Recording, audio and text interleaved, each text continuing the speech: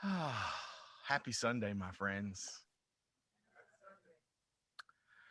Um, uh, today's talk is called "Making Music," and it sort of ties back to a couple weeks ago when I talked about rainbows. I did songs about rainbows, and I had told Dedry, I'm like, I want to dance at the end of service. I want everyone to dance, and I explained why I wanted that to happen. And we danced to "Ain't No Stopping Us Now," and I absolutely loved that. And as I was thinking about this message and this idea of making music and the importance that music has in our lives, I remembered my first trip to a bar in Roanoke, Virginia called The Park. And it was shortly, this was in 1990. If you're not going to remember this, maybe, I don't know. Maybe you'll remember this. At the Video Music Awards this year, Madonna performed Vogue wearing the costume from Dangerous Liaisons. You won't remember this, but this was I had just turned 18, and it was my first time in a gay bar. And these big projection screens dropped down out of the ceiling, and the music started. And if you have ever seen one of those flash mobs, it was like that. Every person on the dance floor, I think, except for me, reached behind them, and wham! They had those fans, the fans that pop. And, this is so many years ago for me, and yet I remember this song, and I remember how I felt in that moment, because it was like coming home. There was so much joy in that place. And see, music is this inherent part of who we are. Virtually all cultures of people make music. And we anchor our experiences in life in music. And music helps make meaning and shapes our lives. And Victor Hugo said this amazing thing. Victor Hugo is who wrote the novel Les Miserables, that the musical is based on. And he said, music expresses what cannot be put into words and cannot remain silent. Music expresses what cannot be put into words and what cannot remain silent. And those musicians that are with us, they know this. Like Steve is nodding. Steve knows this. Debbie knows this. I know that Teresa online knows this. I know that Dedry lives this. So today, and there was some magical music that just showed up. That was awesome. I don't know if y'all heard that at home, but there was just this musical tone here in the sanctuary.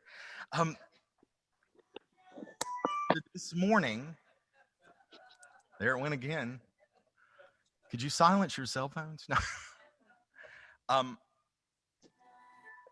Music has the ability to soothe us, to energize us. And now science is even telling us that music can help us improve our memories. Right?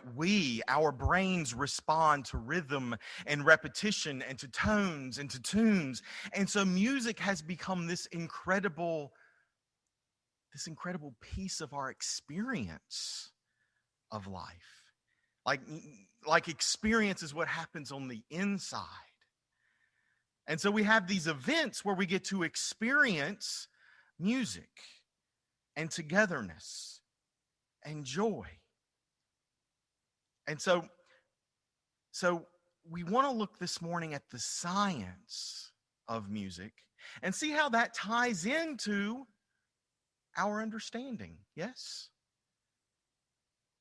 And I know some people are like, Todd is stretching again. But we're going to get there, I promise. We are going to get there because music enhances human health and performance. And from a physical embodiment, from this relative experience, when we talk about human health and performance, we are talking about our well-being, right? But here at Unity, we know, we acknowledge, we own that we are not physical beings. We are spiritual beings. We are spiritual beings having a physical experience, and so our well-being is not just about this physical, incredible spacesuit that we get to wear around and this amazing playground that we call Earth. And what is so interesting to me is that positive psychologists are proving what mystics and New Thought metaphysicians have been talking about for years. They are proving that our well-being is tied to our thoughts, our intentions, right? And we know that when we focus on enhancing our well-being, we become better versions of ourselves. We become the best version of who we are here to be. And who are you here to be? You are here to be the Christ of your being. Because I am that I am has sent me here now. I am that I am has sent you. Yes? Yes, we got to talk back. Yes. Yes. And see, even in 2019, which does not seem that long ago, and yet it seems like a lifetime ago, doesn't it? After all that has happened. They said on January 2nd in an article they published online that well-being is the experience of health, happiness, and prosperity. Well, health, happiness, and prosperity? We at Unity know that those are all the same thing. We talk here at Unity about knowing our wholeness, because when we are in alignment with our wholeness, we experience a physical health, an emotional health, and a spiritual knowingness. That place of wisdom, one of our other 12 powers, comes alive. So we focus on health and happiness, knowing that prosperity is everything that we experience when we have the right intention, the right attitude, when we focus on our well-being. Now, the people in our congregation that are psychologists, they're going to be familiar with this. And if you're not, I want to introduce this to you. So Martin Seligman, he described 5 important building blocks of well-being and happiness. But these 5 building blocks, they tie into our spiritual journey, our spiritual experience of this manifest world. They're positive emotions, engagement, positive relationships, enhanced meaning, and achievement. Those are all things that direct us back to our spiritual life, back to the truth of who we are. See, we want to experience an achievement because we want a sense of personal accomplishment in this world, don't we? We want to know that we are making a difference. We want to know that as we show up, as we experience all that we experience, each event that we experience, we want to know that it has meaning, yes? We want enhanced meaning. Enhanced meaning is how we comprehend and make sense of our lives. See, events just happen here in the physical, right? We get that. It's an event. This thing happened. And how we experience that is in our control. How we experience everything that happens here in this manifest world is under our control. And so that makes us look towards our relationships.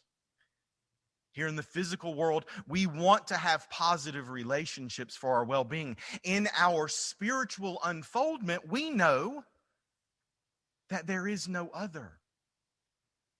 There is no other. We have to acknowledge the divinity in everyone that we meet. We have to know that they are worthy in order to know our own worthiness. There is no other in the spiritual, and so we seek to be in right relationship. Right relationship with God, good, love. And we know from our principles, right? We know that there is only one power and one presence. That presence is God, good, love. And so to be in right relationship with that truth is to look around at everything we see and know that it is love.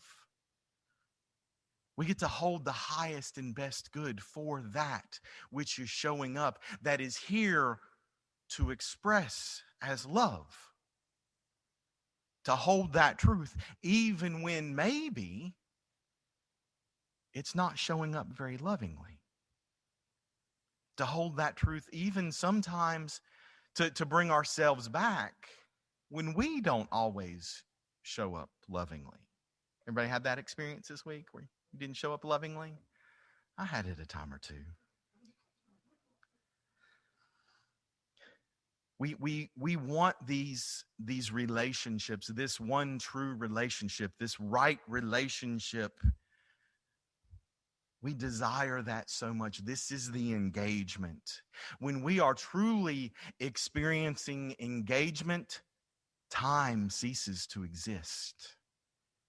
Have you had that experience? Have you been in that place where you are so in tune with what you are doing and who you are with, time ceases to exist and you simply are? You simply are. You are here in this moment as one.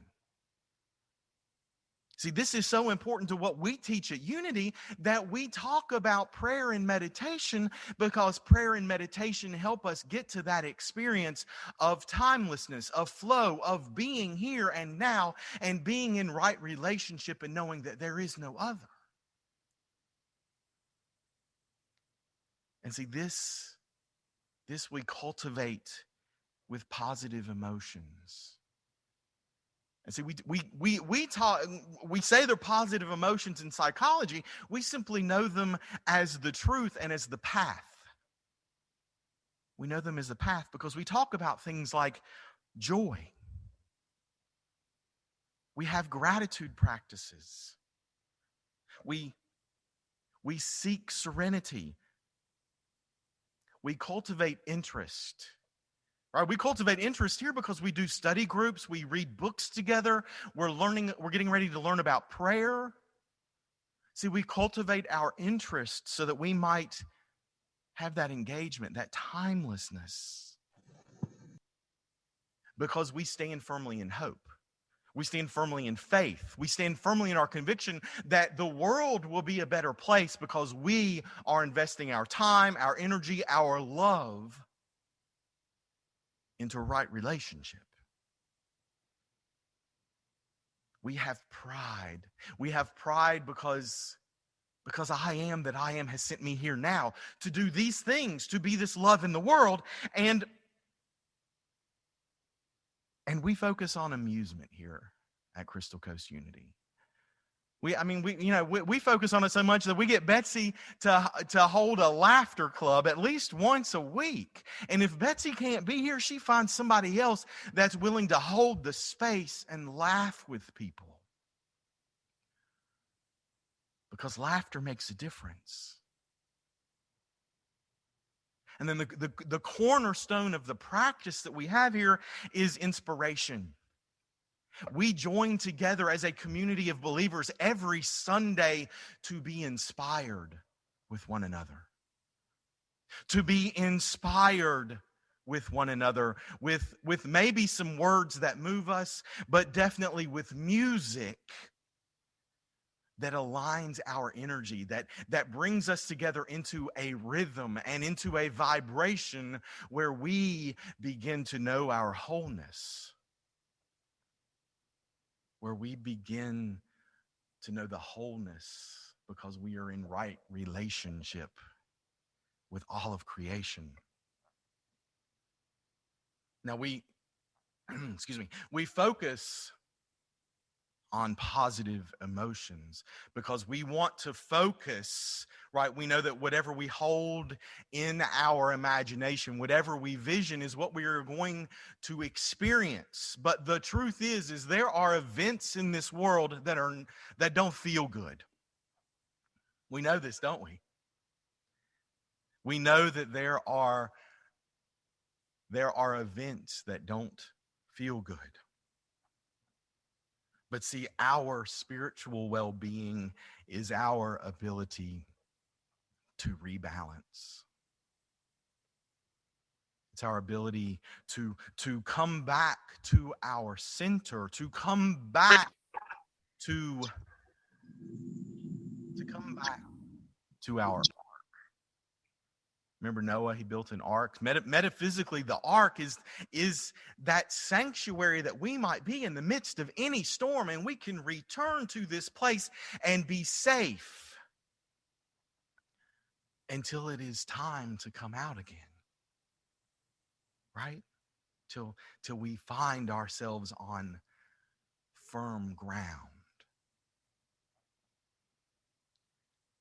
That's that place where we can return to serenity. We remember. We have hope. And we step fully into our sorrow sometimes. We invest in self-understanding. We invest in compassion. Compassion for everyone else, and most importantly, compassion for ourselves. And when we do these things, we begin to rebalance and come to this place where we can appreciate life. We can appreciate life and love. Music expresses what we cannot put into words, but that which cannot remain silent. Yes. So I started telling you all about Vogue and how we got to that place from dancing here in the sanctuary. And what I told a few people, but I didn't really talk about this in the talk. That week, the message was called Songs About Rainbows. And I really didn't know why. And then I had to talk with Cindy. And that weekend, that very afternoon is the day that we came together to celebrate the life of Chelsea, Cindy's daughter. And what I didn't know, because I was not a part of Crystal Coast Unity at that time. Thank you so much, Karen. I'm choking, y'all. I need some water. Thank you, Karen. So, Songs About Rainbows. I was not a part of Crystal Coast Unity at the time, but when Chelsea and Eric got married, the song they left to was Somewhere Over the Rainbow. And so rainbows kept showing up over and over and over again that day. And then this week I found this amazing quote. Words make you think. Music makes you feel. But a song makes you feel thoughts. A song makes you feel thoughts. And that is so powerful because we know that it is our thinking and feeling natures together that impact our experience and perhaps even attract events here in this manifest world. And that quote, that was an explanation of songwriting by Yip Harburg. You're like, who is that? Why should I know that name? because he's the person who wrote Somewhere Over the Rainbow. See, I love the serendipity and the alignment that happens in this manifest world when we pay attention to it. And song lyrics help us find catharsis and understanding and self-expression. See, we can use the music that we listen to help program our minds to help us turn towards truth, to help us find the truth of who we are. Our music and the lyrics help us program. They help us experience our own well-being.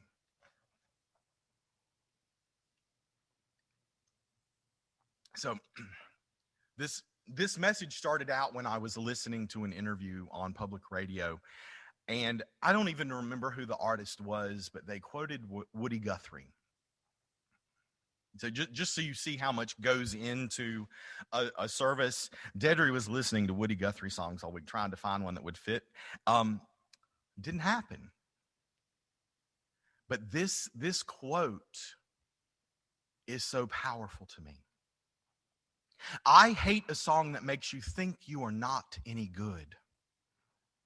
I hate a song that makes you think that you are just born to lose, bound to lose, no good to nobody, no good for nothing, because you were too old, too young, too fat, too slim, too ugly, too this or too that. Songs that run you down or poke fun at you on account of your bad luck or hard traveling.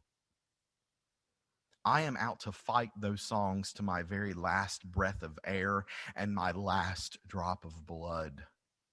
I am out to sing songs that will prove to you that this is your world, and that if it has hit you pretty hard and knocked you for a dozen loops, no matter what color, what size you are, how you are built, I am out to sing the songs that make you take pride in yourself and in your work.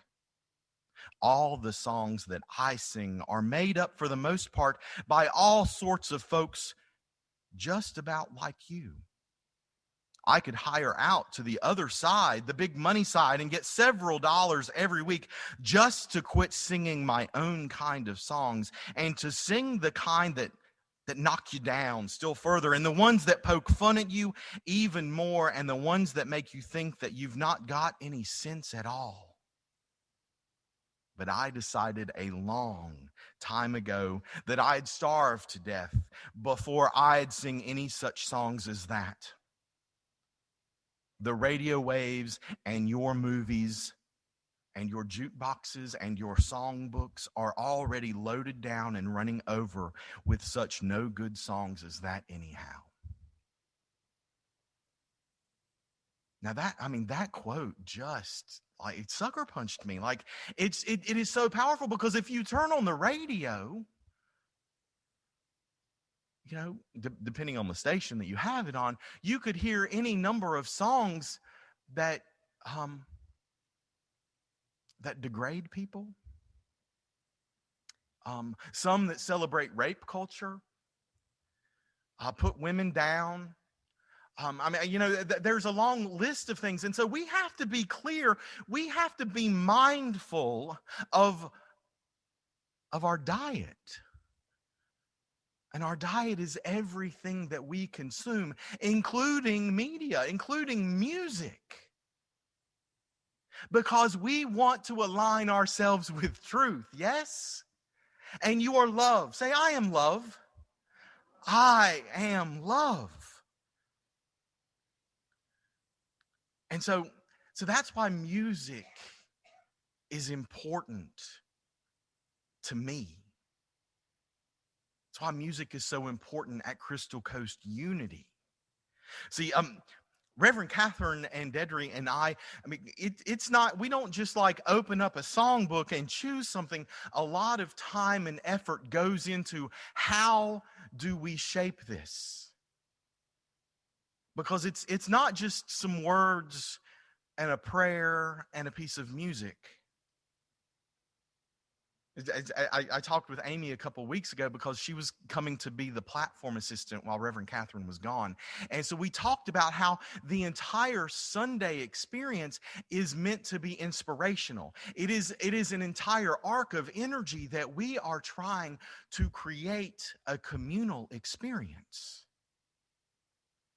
Our Sunday experience every week is an act of communion. Right? Accept this music, accept this message, because this is the I am that I am that is coming through us to be with all of us in right relationship. So we pick music that supports a message and supports an energy. And this kind of music that we use is called posi music, oddly enough. Positive music. And you know a lot of the songs, because we, early on I said, we want repetition and rhythm. And a lot of the songs that we sing have rhythm and repetition. They make it easy to sing so that when I'm driving home to Beaufort over that bridge and somebody is going way too slow, that song comes immediately to mind, and I start singing something by Daniel Nahmod, or Karen Drucker, or Claudia Carawan, or Dedry Francois. Because I want to program myself. I want to take myself back into my communal experience with my spiritual family and know that wherever I am home. See, positive music has like these goals. It's a message of inclusiveness and oneness and social justice. It supports the philosophy of spiritual but not religious. Because we have a growing population in this country that is spiritual but not religious, right? Because religion tells you how to have and what your spiritual experience will look like. Spirituality is where we say you get to have your own experience of the divine.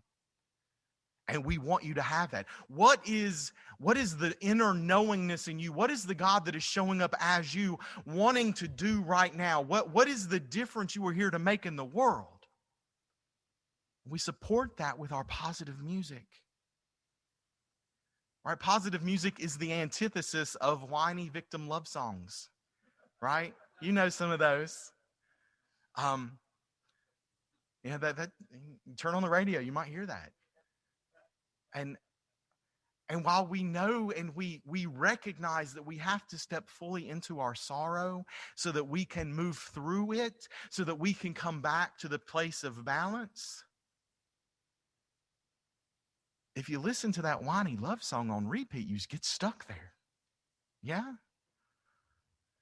Because who here has not had a broken heart yet? I don't want to get stuck in that space. And I'm thrilled that I can stand in front of you and say that I've had a broken heart. See, when our heart breaks, it means that it can expand and we can love even more fully,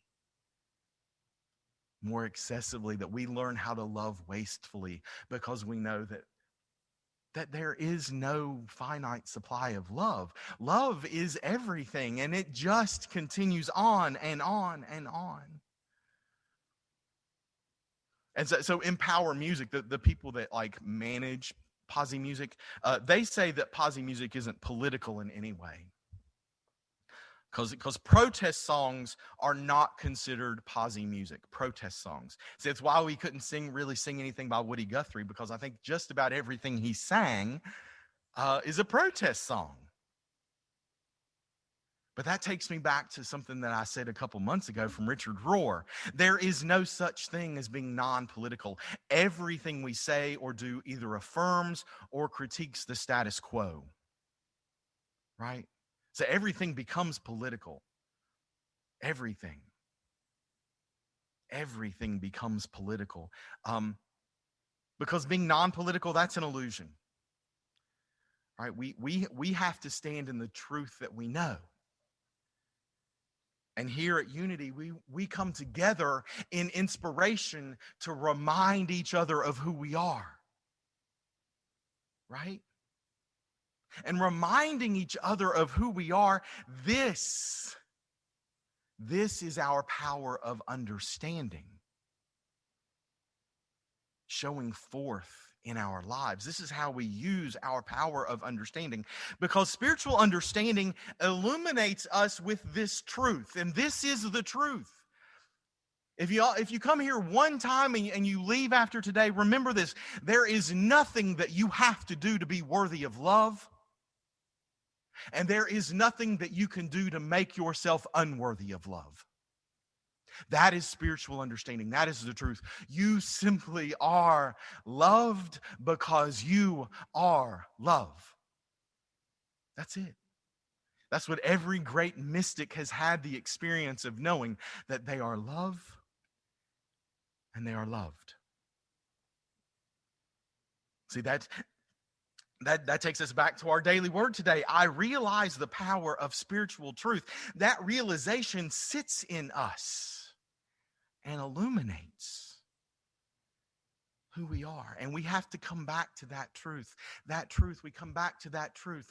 I am love, and I am loved.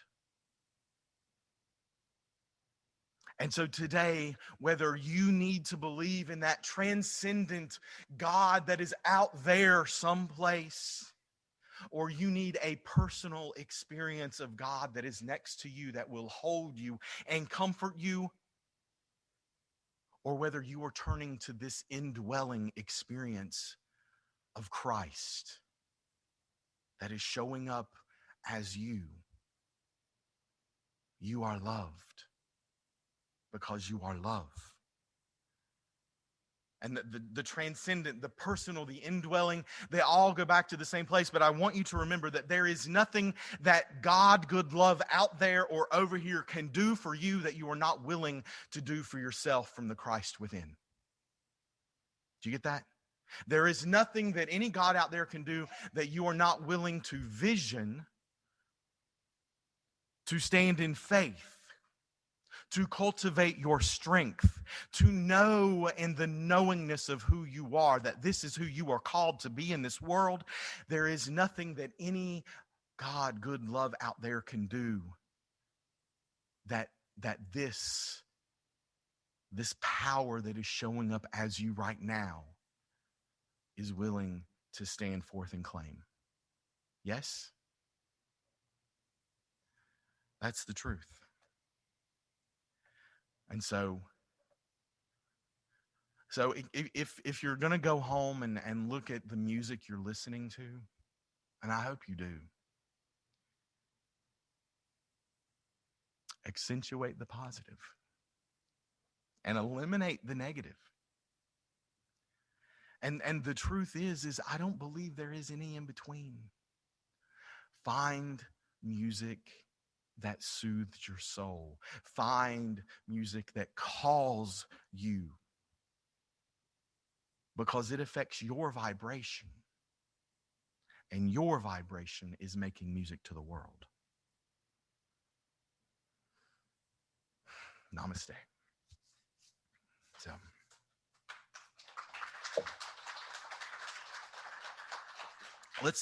let's all take a deep breath. I'm going to drink some more water. I'm going to ask Dedri to move us back into some music, and we'll go into a meditation.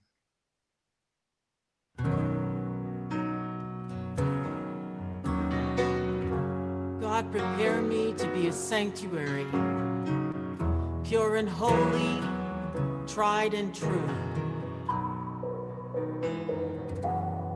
God, prepare me to be a sanctuary, pure and holy, tried and true. With thanksgiving, I'll be a living sanctuary for you. Let's do that one more time. God, prepare me to be a sanctuary, pure and holy, tried and true, tried and true. With thanksgiving, I'll be a living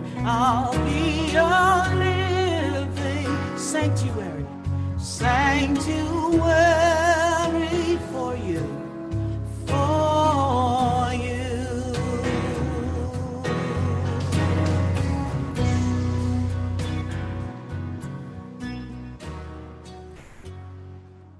So if it's comfortable, maybe close your eyes and just relax into your seat. With a deep breath, just relax your shoulders, unclench your jaw. And we take this time now to be that sanctuary. We take that time right now to be in right relationship. We pause in this moment. There's nothing we need to do. There's no place we need to be, because in this moment, in this space, we are in the flow. There is no time except now. And so, filled with inspiration and a desire to know our well-being and know our truth, we sit for a moment in the silence.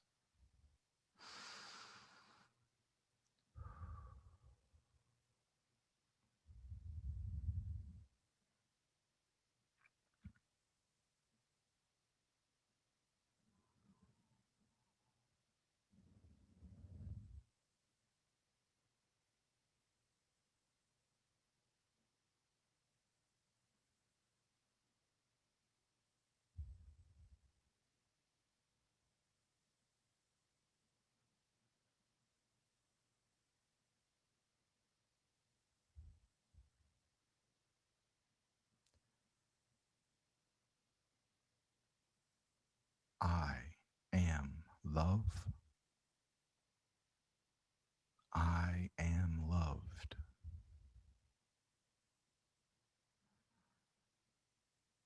I am love.